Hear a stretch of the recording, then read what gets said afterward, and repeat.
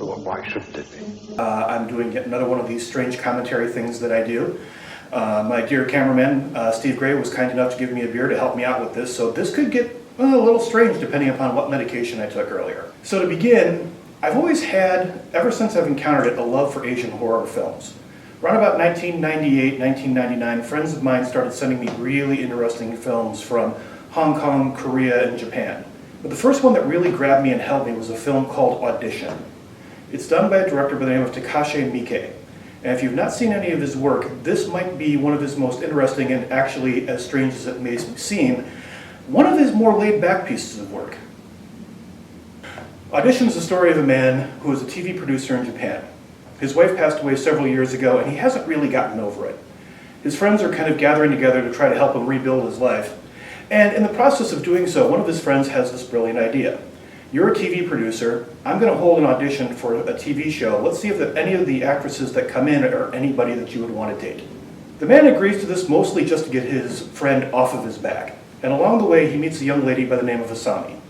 She's very beautiful, she's very demure, very quiet, and yet at the same time has a presence about her that you really can't ignore. And immediately, our main character is kind of taken with her. Now here is where I fell in love with Japanese horror films. In most cases, in a European or American horror film, there would be a big reveal at about the 3/4 or like 8/10 mark, showing that somebody is not quite what they seem.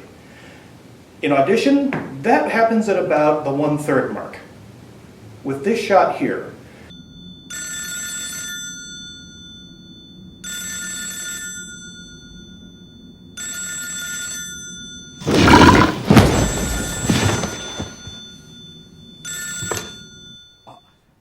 this is the first sign that this man should be running far, far away from this woman because she's batshit crazy.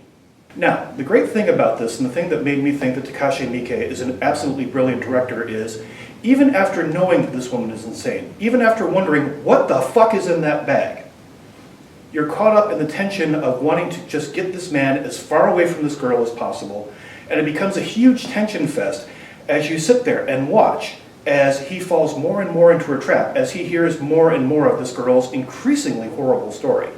As the audience get to see a lot more of Asami's story as we go along.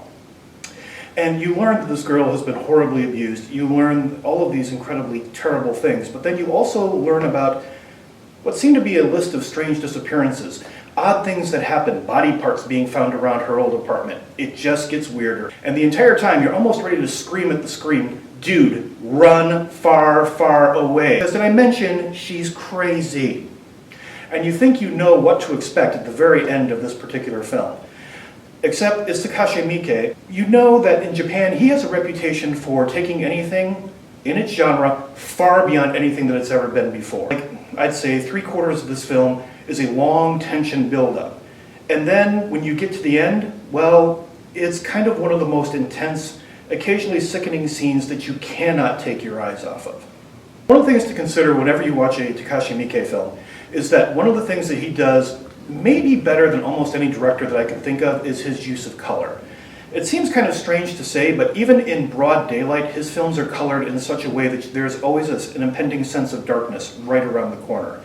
There's a tint of blue to the whole of the affair that just makes you feel kind of the melancholy that this man feels on a day-to-day basis. As the film progresses, it gets a little bit darker and a little bit darker. The subliminal effect is just absolutely amazing. On the whole, Audition, it's a completely different film than just about any European or American horror film.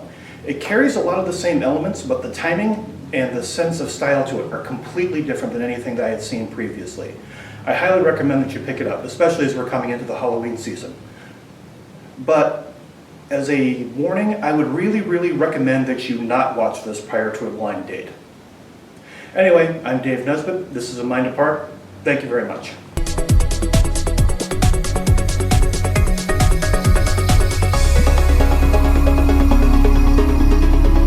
By the way, Lannenkugel's Berry Weiss, Steve Gray just turned me on to this. I'm not saying that I'm hunting for endorsements, but hey, I'm from Wisconsin, so is this, and so if you happen to be willing to give me some sort of sponsorship, I'd probably say an awful lot of great things about your wonderful products. I'm just saying.